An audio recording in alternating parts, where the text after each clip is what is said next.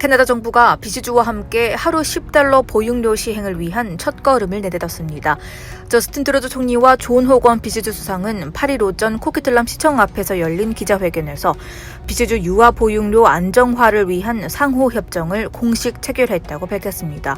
이번 협정은 연방자유당 정부가 지난 4월 예산안에서 제시한 보육보조금 시스템 도입을 기반으로 합니다.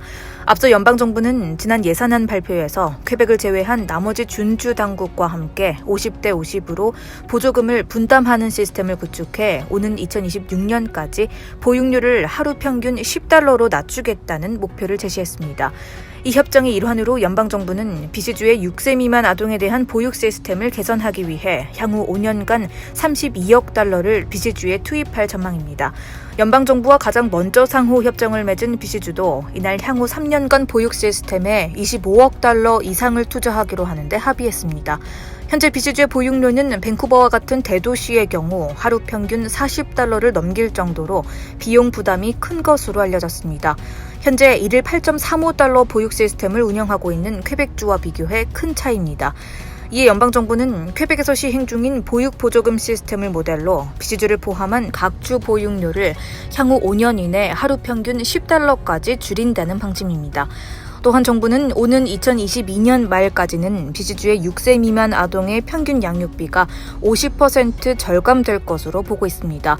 이와 더불어 유아교육자의 훈련 강화와 임금 인상, 또 보다 저렴한 보육공간 조성, 그리고 공공 및 비영리기관 보육시설의 자금 지원에 초점을 맞춘다는 계획입니다. 연방정부와 비시주 정부는 이번 시행으로 주요 양육자인 여성들을 더 많이 복직시켜 캐나다의 경제를 코로나19 대유행으로부터 회복시킬 수 있을 것으로 기대하고 있습니다. 트루도 총리는 이날 발표에서 비시주와의 이번 협정은 캐나다 전역에 걸친 보육제도를 확립하는 데 있어 큰 진전이라며 앞으로 경제성장을 촉진하는 한편 여성들을 다시 일터로 돌아갈 수 있게 만드는 첫 행보가 될 것이라고 내다봤습니다. 다음 뉴스입니다. 최근 비시내 코로나19 확산세가 꾸준히 둔화하고 있지만 델타 변이 바이러스의 위협을 간과하면 안 된다는 연구 결과가 나왔습니다. UBC의 사라 오토 동물학 교수와 에릭 시 트린바움 수학과 교수 등 비시주 주요 대학 연구진을 필두로 한 비시주 코로나19 모델링 그룹은 7일 발표한 리포트를 통해 최근 비시내 방역 수칙이 완화되면서 델타 변이 바이러스도 함께 확산할 가능성이 있다고 경고했습니다. 이 보고서에 따르면 지난 6월 15일 일상복귀 계획 2단계가 시작된 이후에도 비시 1일 신규 확진자 수는 계속해서 감소하고 있지만 다른 변이 바이러스에 비해 델타 변이 바이러스 사례는 좀처럼 줄어들지 않고 있습니다. 실제로 지난 6월 델타 변이의 감염 재생산 지수는 마이너스 0.03으로 알파와 감마 변이 또 기타 변이 바이러스보다도 높은 수준이었습니다. 게다가 지난 1일부터 일상복귀 3단계가 가동되고 주민들의 활동량도 증가하면서 백신 미접종자를 중심으로 델타 변이 바이러스가 확산할 위험이 높아지게 됐다고 보고서는 설명했습니다. 보고서는 향후 모델링을 통해 사람과의 접촉률이 6월 수준보다 25%만 늘어나도 비시주 확진자 수는 다시 증가할 수 있고 이 접촉률이 50% 이상 증가하면 오는 9월에는 일일 확진자 수가 500명에 육박할 수 있다고 설명했습니다. 지난해 가을 인도에서 처음 발견된 것으로 전해진 델타 변이는 최근 전 세계적으로 확산하는 분위기입니다. 그리고 델타 변이가 기존의 변이 바이러스보다 전파력이 강하고 백신 예방 효과도 다소 떨어진다는 연구 결과도 나오면서 각국에서는 긴장감이 고조되고 있습니다. 이 델타 변이 바이러스 확산으로 인해 진정세를 보이는가 싶었던 유럽은 다시 일일 확진자 수가 증가하고 있고 한국에서도 델타 변이 확산으로 인해 확진자 수가 역대 최고치를 경신하며 최대 위기에 빠지게 됐습니다. 특히 이 보고서는 2차 백신 접종률이 60%를 넘겼던 이스라엘이 최근 델타 감염 사례 증가로 실내 공공장소 내 마스크 착용을 다시 의무화한 것으로 예로 들면서 백신 접종률이 높더라도 바이러스가 재확산할 가능성이 있다고 경고했습니다. 또한 최근 백신 접종을 마친 사람들도 바이러스에 감염되는 돌파 감염 사례도 늘어나면서 두려움은 점점 커지고 있습니다. 이와 같은 델타 변이 위협에 보고서는 시간이 점차 지나면 백신 접종 완료자 가운데서도 바이러스에 감염되는 경우가 늘어날 것으로 보인다며 백신 접종을 완료한 사람들도 방역 수칙을 꾸준히 준수하고 일상 복귀는 천천히 진행하는 것이 중요하다고 강조했습니다. 다음 소식입니다. 연방정부 산하 남녀 근로자의 동일 임금을 보장하는 임금평등법이 오는 8월 31일부터 시행됩니다.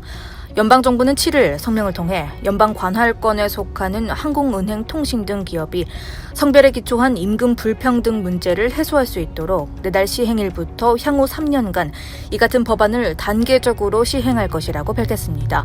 남녀임금평등법은 연방정부가 규제하는 관할하의 근로자들이 동일한 가치의 일에 대해 평등한 임금을 받고 특히 여성들이 노동에 대해 공정한 보상을 받을 수 있도록 하기 위한 조치입니다. 연방통계청이 최근 발표한 자료에 따르면 25세에서 54세 사이 여성 근로자의 시간당 임금은 평균 26.92달러로 남성 평균인 31.05달러보다 4.13달러가량 적은 것으로 나타났습니다. 이는 남성 근로자들의 임금을 1달러로 놓고 볼 때 여성 근로자의 임금이 89센트에 그친다는 의미입니다. 따라서 직원 수가 10명 이상인 고용주는 이러한 남녀 간 임금 격차를 줄일 수 있도록 앞으로 3년 안에 임금 평등을 위한 계획을 수립하고 시행해야 합니다. 이 계획에는 여성이 하는 일이 남성의 일과 동일한 임금을 받는지에 대한 조사와 임금 형평성이 보장되도록 조정하는 일과 오는 2024년 8월까지 직원들이 볼 수 있는 계획을 게시하는 일이 반드시 포함되어야 합니다. 캐런 젠슨 임금평등법 집행위원은 직원이 최대 99명에 달하는 고용주가 이 법안을 따르지 않을 경우 3만 달러의 벌금이 부여되고 임금평등이 이루어지지 않는 직원들이 더 많을 경우에는 5만 달러의 벌금이 부과될 수 있다고 전했습니다. 다음 뉴스입니다.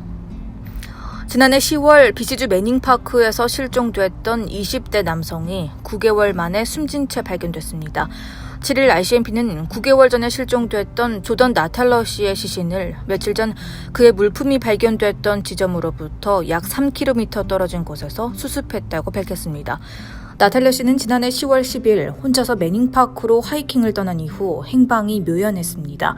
그가 이틀 후에 예정되어 있던 추수감사절 가족 모임에 참석하지 않은 것을 이상하게 여긴 나탈러 씨의 가족이 실종 신고를 했고 구조대와 자원봉사자들이 약 한 달에 걸쳐 그의 차가 세워졌던 프로스티 마운틴 일대를 중심으로 수색을 진행했지만 성과는 없었습니다. 겨울 날씨로 인해 공식적인 수색 작업은 지난 11월 이후 중단됐지만 나탈러 씨의 가족과 자원봉사자들은 봄부터 본격적으로 수색을 재개했습니다. 그리고 지난 4일 자원봉사자들이 프로스티 마운틴 내 인적이 드문 곳에서 나탈러 씨의 것으로 추정되는 물건들을 발견했고 그 이후 구조대가 다시 대대적인 수색을 진행한 끝에 나탈러 씨의 시신을 찾을 수 있었습니다. 나탈러의 어머니인 조시 나탈러 씨는 7일 오전 본인의 페이스북 계정을 통해 조던은 최악의 환경 속에서도 생존을 위해 끝까지 사투를 벌였지만 끝내 살아 돌아오지 못했다며 조던을 찾기 위해 오랫동안 노력해준 훌륭한 자원봉사자들에게 감사를 전한다고 밝혔습니다. 숨진 나탈러 씨는 뉴팔랜드 출신으로 사망하기 전 UBC에서 전기공학 석사 학위를 취득했던 것으로 전해졌습니다.